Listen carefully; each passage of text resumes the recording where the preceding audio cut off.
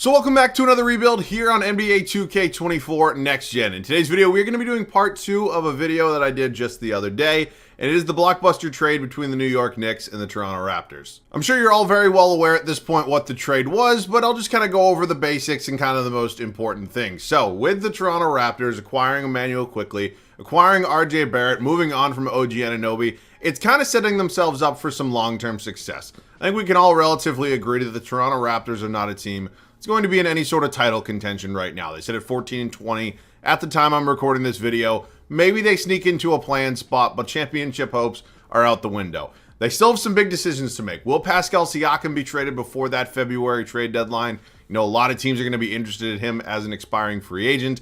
And honestly, I wouldn't mind if they moved on. I like this deal a lot for Toronto. Some people say they won the trade miraculously. My thoughts are I think both teams did relatively well. You know, we look at the history of big blockbuster trades. It seems like somebody always comes away the winner. But this one right now, my gut reaction is a relatively fair trade for both sides. So today, we're going to be doing a Raptors rebuild. It's going to be kind of like a 2.5-year rebuild, if you will, because 2K finally put in start today. But obviously, the end goal is to win a championship. As always, let me know any other video ideas down below in the comment section. I know there were only 2 videos this week. I'm sorry. I'm still trying to get back into the swing of things from the holidays. I know there was a break in there. Should be back to everything normal next week with challenges, you know, all that fun stuff. So let me know anything you guys want to see down below. And hopefully we get some more trades. I like trade season. It's very, very fun. So let's get into this one. As I mentioned, we're going to be using start today. It's about damn time that 2K puts this in here for kind of next gen, if you will, which almost it's current gen at this point. But yeah, man, this Raptors team, as I kind of just went over, is not, they're not competing for championships this year. This was a long-term move. I don't think they necessarily wanted to pay OG Anunoby probably what his asking price was. And honestly, I don't really blame them. I don't think that core that they had going on in Toronto, I know they only made one trade so far, was really not winning anything.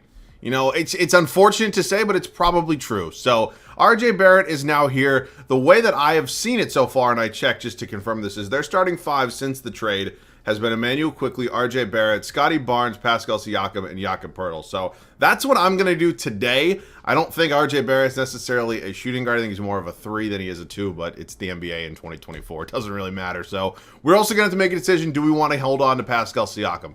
Do we want to pay him money this offseason? Do we want to continue kind of build around him? Going to be 30 years old soon. He's a guy I like, don't get me wrong, very talented NBA champion, but we're going to have to make that decision. So I'm not saying I'm leaning either way. I'm just saying it's something big that we are going to have to decide. Scotty Barnes, 22 years old, having a pretty good season so far after maybe a little bit of a slump in his second season. Didn't really progress the way everybody thought he was going to. But Barrett is here on a long-term contract. I think that was probably one of the main reasons New York did decide to deal him. Not saying he has like an egregious contract or anything that's like crazy overpay.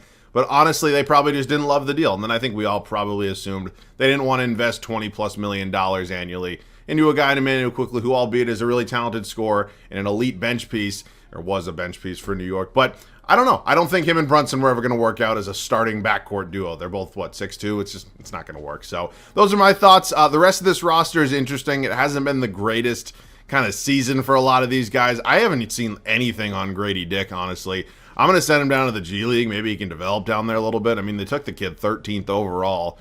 And it really just feels like we haven't seen much. So maybe it'll work out, maybe it won't. The rest of this roster, I'm not absolutely in love with. I think there's a lot of decent role players on this team who are maybe having relatively down years. I think that's kind of a good way to describe it. So I am going to set the rotation. I'm going to move Barrett's position around. We're not going to make any changes right now. Maybe by the deadline, if I feel differently, I'll obviously show you guys. But let's go ahead and set this rotation. All right, we are officially ready to kick off, or I guess rather continue with year 1, as I am happy that start today finally works. Here's the starting 5. Really shouldn't be any surprise. You have Emmanuel Quickley and RJ Barrett in the backcourt. Again, I don't necessarily think it's the greatest backcourt in the world. I think it can definitely do here for year 1. And again, I'm not going to trade out of these guys. The rebuild is around them, but we'll see. Scotty Barnes here at the 3, Siakam at the 4, and Jakob Poeltl as our starting center. The bench unit, it's okay. I'll give you that. Dennis Schroeder going to be our 6th man. Gary Trent Jr. follows him. You got Thad Young, Chris Boucher, Jalen McDaniels. Then I did consider moving Otto Porter. I know he's had his fair share of injury problems in the past, and again, he's a guy I think could help a lot of contending teams. I mean, you see what he did in the 2022 Warriors team. Hurt my Celtics. God damn it. All right, man. We'll hang on to him for now, though. I think he is a valuable piece. So this is the team. You know, I think a playoff run could be fun. I'm not necessarily saying it has to happen for, you know, any scenario, but this is the team for now. I will see you guys either at the deadline or at the end of year 1. We decided not to make any trades, so we're here at the end of year 1, and I'm kind of regretting, you know, and just kind of standing pat, if you will, because we went 29-53 which clearly is not good enough for anything. I mean, maybe we'll have a good draft pick, but other than that, was not a fun season here in Toronto. So, Nikola Jokic, third career MVP, 0.4 assists off of a triple-double. Victor Wembanyama is your Rookie of the Year. Dude, I'll just say this. I'm not going to spend a lot of time on this, but I will say more than anybody that I've had enough of watching the Spurs on national television. But that game last night between the Spurs and the Milwaukee Bucks was must-see TV. That was an unbelievable basketball game. I need more Wembanyama versus Giannis matchups. I mean, it's unbelievable. I need it. It's unbelievable. Oh, good God. Russell Westbrook's your sixth man of the year. Victor Wembanyama also wins DPOY. Jalen Johnson, most improved. Giannis is clutch player of the year. And Mark Daigneault is your coach of the year. Daigneault, excuse me. And, yeah, Thunder doing a lot of good things right now as they do take the 1 seed there in the Western Conference. So, standings-wise, let's see where we fell in the landscape of the East. We're the 12th seed at 29 wins. Charlotte, Detroit, and Washington were below us. Wow. That's kind of funny. I'm just saying, like, looking at, like, the grand picture here, you know, it's start today is being used. You know, we didn't sim an entire season, so the Pistons have, 3 wins when I started this, and they got all the way up to 28. It's actually relatively impressive. And here's a look at the Western Conference. If you would like, feel free to pause. Wow, the Timberwolves fell all the way to a play-in seed after, assuming, I think they're still 1. Maybe they're 2 right now, but that's kind of crazy. Okay. Here we go. We decided not to move on from Pascal Siakam. Him and RJ Barrett averaged the exact same amount of points. I'm just going to let him go for nothing, but again, something just to keep in mind. Scotty Barnes, Emmanuel Quickly, Schroeder, Pirtle, Gary Trent Jr., Boucher, Daniels, Mr. Grady Dick. Rebounds was Pirtle, and assists was Siakam. Well, Siakam led us in boards. Interesting. Okay, we are not in the playoffs. I think that's relatively clear. Let's go sim through this right now. It is going to be a Thunder and a Sixers finals. This should be very interesting. You know, you have 2 MVP candidates going at it here. One team relatively young, probably exceeding expectations. The team in the Sixers that kind of, you know, finally gets out of that second round and makes a run. Good for you. SGA, Thunder, win it all. Finals MVP. Okay, cool. Now it is time. Ooh, LeBron calls it a career. I don't think that'll be happening this offseason. I will say this. The Lakers need to fucking send Darvin Ham to the moon. There's no way that LeBron in his age 39 season can still be dealing with incompetency. Now, I know that Lakers roster might not be the greatest. I know they've had some injury problems. And, yeah, I just think you got to go ahead and kind of go all out for LeBron's final years. I mean, you're not going to have him out for very long. I'll just say that. Draft lottery time. Let's see where we're going to land. Do we have... Okay. Where are we? Am I losing it? Oh, the Sixers have our pick? I don't know about that. What is that trade? I'm going to look that up and make sure, because it fell to number 7. It landed at 7, I should say. I'm going to look that up and confirm that it's, you know, unprotected or whatever it may be, or even just top 5, because clearly they would have it then. I just want to confirm that, so 1 sec. I have no idea how the Philadelphia 76ers got their hand on that draft pick. It was actually from the Jakob Poeltl trade with the San Antonio Spurs. And let me just say this. We just got, like, monumentally screwed. This was a top 6 protected pick. I think we were projected, like, 5, and we fell to 7. Meaning, however the hell the Sixers just got that pick from San Antonio, they're going to have the 7th overall selection, which sucks for us. I didn't know that. I mean, I know there was a pick involved in the Jakob Poeltl trade who felt like he's bounced back and forth like a ping pong ball between the Spurs and the Raptors, but that just sucks. Darko is here, first season. You know, it wasn't a good year. I'll say that. He has okay ratings. I'm not going to fire the guy right now. But, you know, I think heading into maybe our final year next year, we got to make a decision. So this sucks. I mean, we were 1 spot off of actually getting to keep our draft pick, and now we're kind of just shit out of luck. So it's unfortunate. It just makes this a little bit more hard and makes it maybe a little bit more entertaining. So now we have to decide what we want to do with this roster. I think there's a couple guys we got to make decisions on. One, I would say, would be Jakob Poeltl. I'm not saying there's anything wrong with him. I think he's a perfectly fine center in today's NBA. Definitely good enough to start in this league. What I'm going to say is this is a rebuild, I guess, around, if you will, RJ Barrett and Emmanuel Quickly. Meaning that's our backcourt right there, right? I'm not going to change that up unless I somehow find a trade for a guy to start over one of them. I have to be dominant at every other position, maybe because these aren't the most 2 dominant players in the world, and it's their rebuild. So we're going to go ahead and find something. I'm not saying I'm just going to trade the guy for nothing.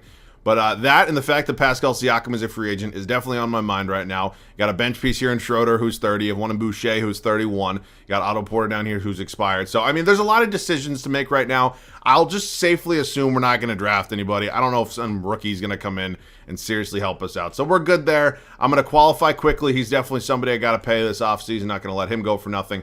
And I can say the same about Pascal Siakam, who currently has 11 offers, only real one coming from the Pistons. A 3-year, basically $97 million deal. Jesus, what is that in AAV? Good God. He does have a player option. I just want to confirm, what is that? 97 divided by 3. It's 32 a year. So that's something we're going to have to, go over, which I think is fine. I'll give him probably about 34 in annual value player option. I'm not going to give him a no trade clause. I'm not going to say I'm going to trade him, but I'm just saying we want to have our options open. So hopefully he likes our offer the best. It looks like he does. And then Emmanuel quickly is somebody else who actually really doesn't want nearly as much money as he'll probably actually end up making on the open market in real life. So Gary Trent Jr. also expired. He's 25 years old. I don't necessarily want to just let him leave. I think we see some regression with that overall. Dude used to be like an 81 overall, and he's taking some serious hits. But, yeah, he's not elite by any means, but I definitely don't want to just let him go. So he's right here. How much does he want? He wants about $7-8 million bucks. It's fine for now. It could be a piece I move. So we get all three of those guys back, which is good.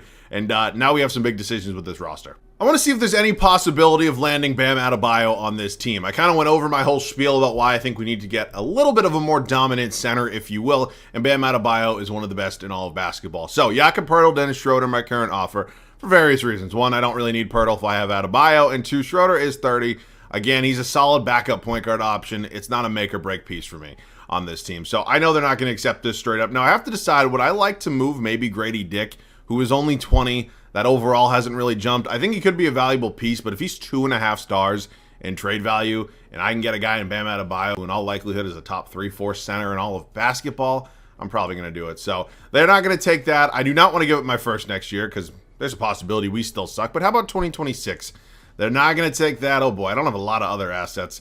How about 2028? And they agreed to it. Wow. Big trade there with the Toronto Raptors, the Miami Heat, acquiring Bam Adebayo. He's our new highest overall. I'm very excited to see how he kind of fits this team. So I'm pumped. I really am. So Koloko will probably be the backup center for 1 year. It's good enough. I think Boucher's another guy I'm probably going to look to move just because we all know that regression is going to come in and hit. And yeah, I mean, there's some other big decisions I have to make. I don't love this bench. And I know I just probably moved our best bench piece in Dennis Schroeder, but it's something you got to live with to make upgrades. So I'll probably hang on to Trent for a year. He's only 25, but Boucher at 31 expiring, somebody that probably has to go. So point guard, small forward. I'm not giving up a first-round pick for a bench piece, at least in only year 2. Gabe Vincent, I don't know.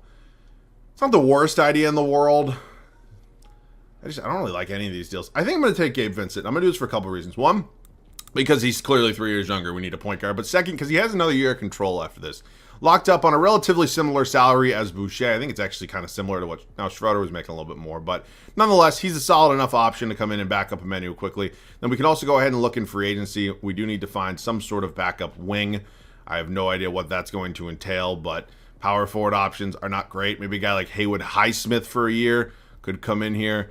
The center options are all right as well. I see Mo Bamba, but we're kind of set with Koloko. So, let's take a flyer here on Haywood Highsmith. We'll give him a 2-year deal, just over $10 million. He's going to be my new backup power forward. And then I don't really think I want to go into the year with Jalen McDaniels, with all due respect, as my backup small forward. So if I do McDaniels and like just 2 second-round picks, got to be careful with the draft picks here. What are my options for small forwards? Like Cody Martin could be a little bit of a better option. Also has those years of control. Actually, might be the best I'm going to get. So Cody Martin, welcome to Toronto. He has that extra year of team control, which is always good. We made the huge trade for Bam Adebayo.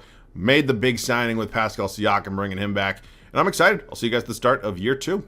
After what I would consider a relatively successful offseason, we're ready to kick off year 2 here in Toronto. Now, there's really, I don't want to say there's no major changes, because Bam Adebayo is a major change. But from the fundamental core of this team, I can't even say that, I guess. Bam Adebayo is here. I love Bam Adebayo. I'm excited to have him here. Starting 5 besides him remains exactly the same. It is quickly Barrett, Barnes, Siakam, now Bam Adebayo. Bench unit has maybe taken a little bit of a hit. I like to see a little bit of progression here at a Gary Trent Jr., bumping up about 3 overalls. Maybe that scoring can come back. I don't know. I think he's a good enough 6-man option for now. Gabe Vincent follows him. You got Christian Koloko going up a few overall. Same with Haywood Highsmith. And you got Cody Martin down here as well. So, again, not the most elite team that I've ever had, but I think it's going to be good enough for year 2. Hopefully it will result in a year 3 championship. So, I will see you guys at the end of year 2. 52-30. That's how we wrap up year 2 here in Toronto. I will 1,000% take that. It was a very successful second regular season, in my opinion. SGA MVP, coming off a finals MVP. Dude's out of this world good. Nikola Topic is your rookie of the year. He's in Minnesota. Lonzo Ball. Dude, I'm waiting for the day that Lonzo comes back and is just, he's like healthy again, dude. I have no idea what the hell is going on in the Ball family with like their ankles and everything like that. It's like all these injuries, not even just ankles, but like Lonzo's been out for what feels like 2 years now. LaMelo's hurt again. I mean, it's just, I don't know what the hell LeVar Ball did with these kids when they were growing up, dude. And I know it's the BBB shoes. Those all fucking sucked as well, but god damn, dude. I want to see Lonzo back out there hooping. Victor Wembanyama is your depoy again. Amen Thompson, most improved. Luka Doncic, clutch player of the year. Mark Daigneault, coach of the year for the 66-win Thunder. God damn. Okay, let's dive into it. We are the 3 seed here in the Eastern Conference. We're going to have a dance with Miami in round 1. Bam Adebayo's old team. Here's a look at the West. All right, cool. Let's check out some stats. Everybody, how did we play? RJ Barrett, our leading scorer. I'll take it. Pascal Siakam, Bam Adebayo, quickly Barnes, Trent, Koloko, Vincent. It's always strange to me. Look, I know Scotty Barnes can do more than just score the basketball. Like, 8.5 rebounds, nice. 4.5 assists, nice. But it's just weird seeing your highest overall being your 5th leading scorer. It's just a little strange to me. Rebounds a game was Bam, and then assist was Pascal Siakam. Again, it's also strange seeing a power forward as your leading assist guy. Okay, Miami round 1. Bam against his old team. You got Dennis in their starting point guard spot. Tyler Hero, Jimmy Butler, Caleb Martin. You got Jakob Poeltl starting. You got Jaime Jaquez Jr. looking like one of the best rookies so far. I do not know why he's not starting, but that is neither here nor there. We are currently up 2-0 against the Heat. Make it 3-0. Make it a clean sweep. Out of all things I expected for the result of that series, didn't expect that. All right, Pacers. Tyrese Halliburton, probably the best player in this series. This dude is unbelievably talented. You got Bruce Brown next to him, Ben Mathurin, Aaron Nesmith, Miles Turner. OG Anunoby ended up going to Indiana. I did not really foresee that. I was just assuming he was going to stay in New York, but no. He decided to go to Indiana. Old friend. We're 1-1 right now with the Pacers here in the semis. They go up 2-1. We tie it up 2-2, go down 3-2, and get bounced in 6 in round 2. Little disappointing. It's going to be a Luka versus, I guess, Darius. I was going to say Donovan Mitchell. But, yeah, it's the Cavs and the Mavericks. And the Cavs going to win it all. Donovan Mitchell, finals MVP. Okay, we have some big decisions to make. Do we feel comfortable enough with the entirety of this team to maybe run it back? Do we want to make a change at head coach? I don't know exactly what I want to do. I'm going to look at some of the candidates.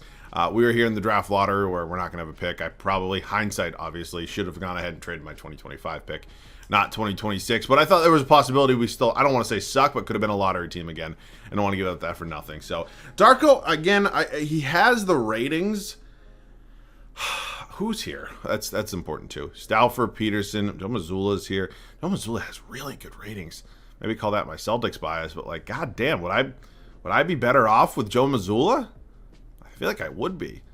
I don't want to hold anything against Darko, but I almost want to try to get the best head coach possible. You know what? I'm going to go ahead and get Joe Mazzulla. You can call it my Celtics bias. I don't really care. Look at the ratings. The guy has better ratings. What are you going to do about it? Joe Mazzulla, welcome to Toronto. I'm sure some people are not going to be happy with me about that, but nonetheless, the ratings are there. I'm not getting into an actual debate about those two guys, but ratings are there. Okay, 27th overall pick in the 6th pick in round 2 from the Charlotte Hornets. Do I want to include those in a bigger trade? I very well could. What that trade's going to be, I have no idea.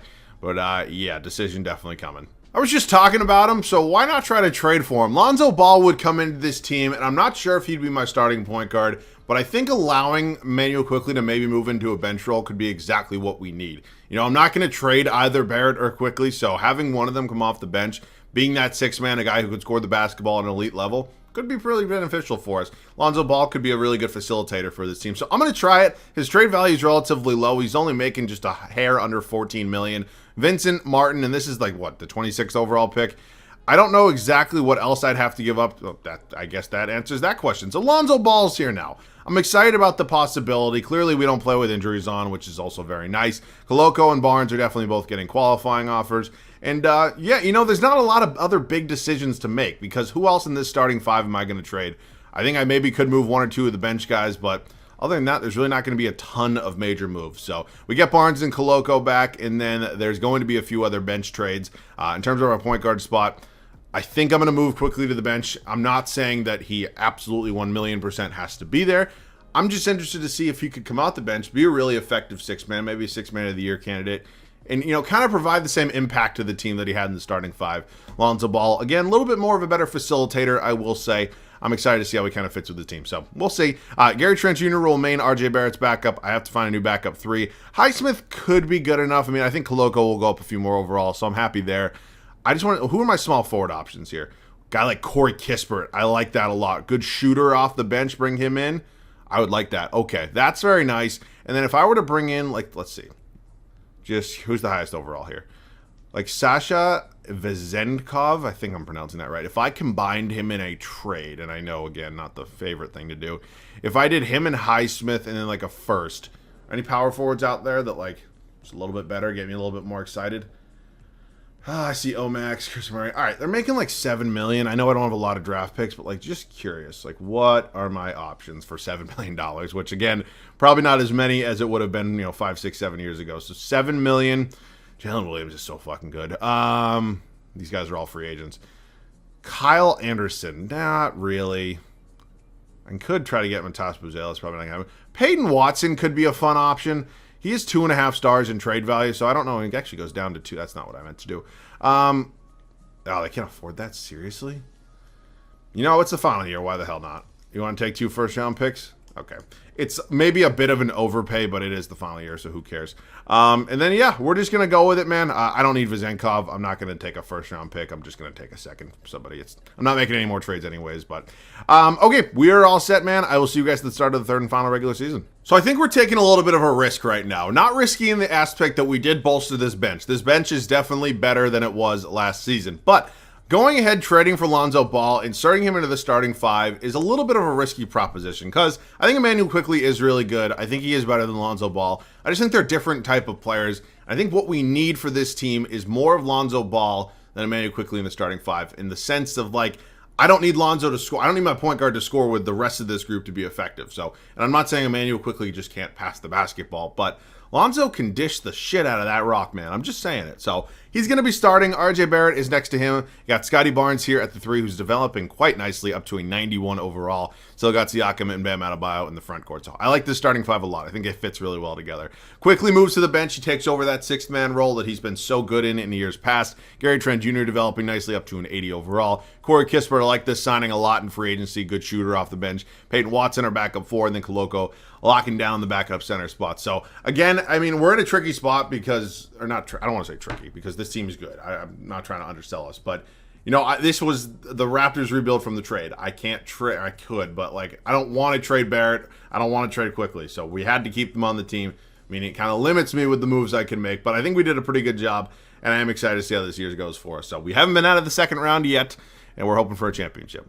Big ask. I'll see you guys at the end of year 3. Our best regular season record yet at 62-20. I'm very, very happy about it, but I know damn well it doesn't mean anything in terms of a championship. Luka Doncic, first MVP of the video. It's rare. He typically wins one like the first 2 seasons, if not wins one every goddamn year. Ace Bailey, your rookie of the year, is a Golden State Warrior. Nikola Topic, 6th man of the year. Victor Wembanyama, is that 3 straight depoys? God damn, this league is in trouble. Jaden Hardy, most improved. Jace, oh my God. What the hell did y'all do to my man JT to put him in a damn Wizards jersey, right? Is he going the Paul Pierce route? Did he go to Brooklyn first? And did Paul Pierce? He went, I just want to confirm this. I'm thinking correctly. Obviously Celtics, and then went to Brooklyn in the big trade. I believe DC was next, and then I think it ended with the Clippers. I don't think there were any of the stops there. Mark Daigneault, coach of the year again. So we didn't even have the best record in the league. 62 wins is nothing to scoff at. I'm sure it's the 1 seed in the East. It is, but it is not the best record in the league, and we're probably not the title favorite. So a lot of work to still be done. I like the team a lot. I'm just saying there is a lot of work here, and yeah, I'm excited about it. Let's see how things are going to go. In terms of rebounds, it was Adebayo. Assists is Lonzo Ball, so we finally have a guy not named Pascal Siakam as our leading assists. Okay, round 1, it is us and the Atlanta Hawks. Still got Trae Young, DeJounte Murray is the backcourt. You got Griffin, Sadiq Bey, Yeka Kongu, Obi Toppin, who's, by the way, I think he's been fantastic with the Pacers. Lonnie Walker, Landry Shamet. I think this team is beatable. Okay, come on, 2K. Don't do this to me. This team is very much beatable. I shouldn't be stressing about the Hawks in round 1. Win at 5. Beautiful. All right, moving on to the Wizards, who I'm sure, as you saw, have Jason Tatum. Denny of Mo Wagner. I mean, there's not a lot of great pieces around Tatum. You got Kuzma here. Every time I see like just Tatum and Kuzma, I remember those debates from like both their rookie seasons. So funny. Okay, let's go ahead and hopefully finally get out of the second round. We are currently up 3-0, and we sweep. Moving on to the Sixers, a team that was in the finals, I believe, in year 1, but did not make it last year. Why this would be a nightmare in a front court, right? I mean, it's 2024, and at this point, I think it's 2026. No, I don't think so. Now, they are still a really good team, and they definitely do have the best player in the series, but I think we are the better team. We're up 3-1, and we're in the finals here in our final season, and it is not getting any easier as we have SGA and the Thunder, who have already won a championship. So, we'll find out. SGA, good God, Josh Giddey, Lou Dort, Jalen Williams, Chet Holmgren. You got Ron Holland off the bench. The draft picks and the assets the Thunder have. I'll say this about the Thunder. I know I've been going on a lot of outside kind of just speeches today about different things that I see, but I only had 2 videos this week, so might as well make them long. I'll say this about the Thunder. The Thunder are what we would refer to as they're ahead of schedule, right? Maybe some people inside that organization saw them as a really good team this year. I don't think anybody thought of the Thunder as a team that would be a serious title contender right now, right? And they are. I mean, that's just what I'm saying. So I look at it like this. Do you want to go ahead and make a big trade? Do you want to go ahead and acquire a Lauri Markkanen, somebody who maybe become available on the trade market? You could. I mean, you're going to have to pay him at some point. And again, do you want to give up assets for a guy that might not be coming back after you? So if you go after Markkanen, right, you're probably not going to pay him. Maybe you do, but you have a young core right now who's going to need money eventually anyways. So I'm just saying, there's a couple different avenues to explore with the Thunder. Doesn't really change the fact that I hope we beat the shit out of them right now. We're 1-1, but the Thunder are so goddamn impressive. I will just say that. They beat my Celtics rather convincingly the other night, and I know the Celtics made it late interesting, but it really was never that interesting. So good for them, man. They've been good. They've beaten good teams as well. All right, man, we're in a relatively close one here. We'll get a couple shots up. Why not? It is a 6-point lead with 3:05 left to go. We do have possession, which is always nice. This one is definitely not all the way over, though. Just got to be relatively careful here.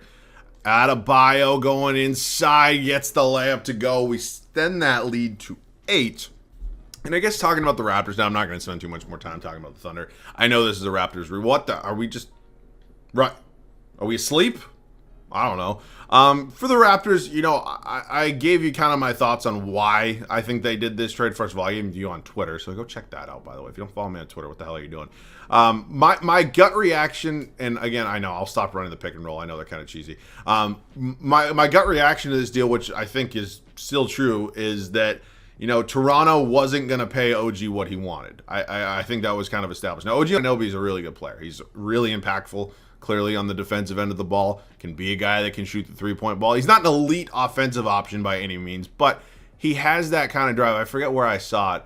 Was it Boogie Cousins? I think I saw it on some podcast, but they were comparing him to Luol Deng with the Bulls, and I don't hate that comparison whatsoever, but for me, he's not a star that's really going to go ahead and move the needle as a number 1 option. That's not the guy you got. You probably got him for championship reasons, and I think a team like the New York Knicks are still waiting for that star to become available so they can go ahead and pull off the real blockbuster and make them a serious threat in the Eastern Conference. Because as good and as maybe as big of a pain in the ass as they could be in the playoffs, the Knicks aren't a championship team. They're not. I don't mean to be disrespectful or anything or be disrespectful to them, but they're not. I think we all can probably accept that for what it is. They're still a piece away, and it's a big piece. So we'll find that eventually at some point. But for the Toronto side of this, maybe they didn't mind the contract of RJ Barrett. You bring him home to Canada, been playing relatively well in the 2 or so games that he's played so far. And I honestly think he's going to be fine there. He's a piece that you can build long term. It's not like RJ Barrett's 30. I mean, what was he, the 2019 draft class? He's not that old. And then you have a young piece in Emmanuel Quickly as well, who is somebody that clearly Toronto feels like can be a starter for them, can be an effective starter for them, and somebody they wouldn't mind paying. So, again, I think this deal made sense for both sides. I mean, on paper, you get 2 really, good starters. Or I don't want to say really good starters, but you get 2 guys in RJ Barrett and Emmanuel Quickly, and you're like, oh, Toronto won this deal by a landslide.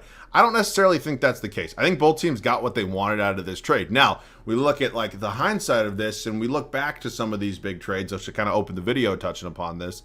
We look back 5-6 years down the line. It always is going to feel like there's a clear winner.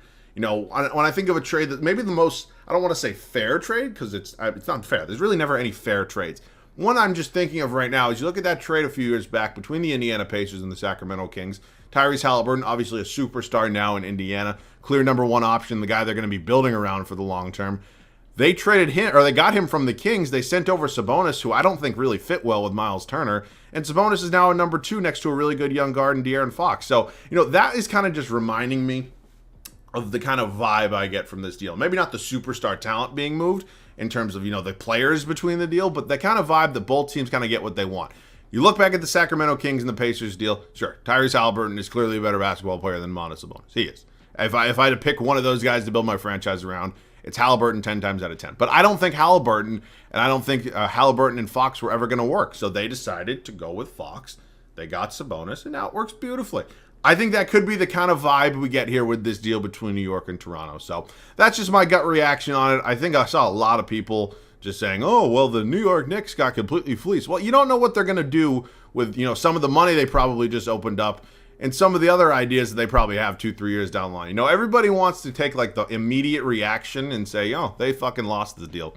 No, they didn't. They really didn't. I don't think any side lost. There's some trades you can tell immediately which side lost, but this one was not one of those. So that is it, man. They're going to go to the foul line. We're up 9 points. I will see you guys with the finals MVP. Year 3 is over, and it results in a championship and a Bam Adebayo Finals MVP. Wow, what a way to end it, man. I was very excited that we were able to keep both Quickly and Barrett in this one. Kind of my goal going into it, just putting a good enough team kind of around those guys where we can be competitive and hopefully win a championship. Of course, we accomplished that. So, I know this video is maybe a little bit longer than normal. Actually, it feels like all my videos are 30-plus minutes these days, but there were only 2 this week, so I wanted to give you guys a little bit of extra content. I know we chatted a lot in the gameplay, so yep, that is it.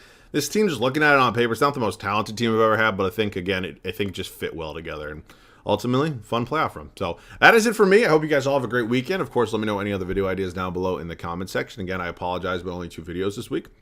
I will try to get back on the regular schedule, but this one was fun. I definitely enjoyed it. So let me know your thoughts on this trade down below in the comment section. That is it for me. As always, thanks so much for watching. I love you guys. I'll catch you guys all in the next one.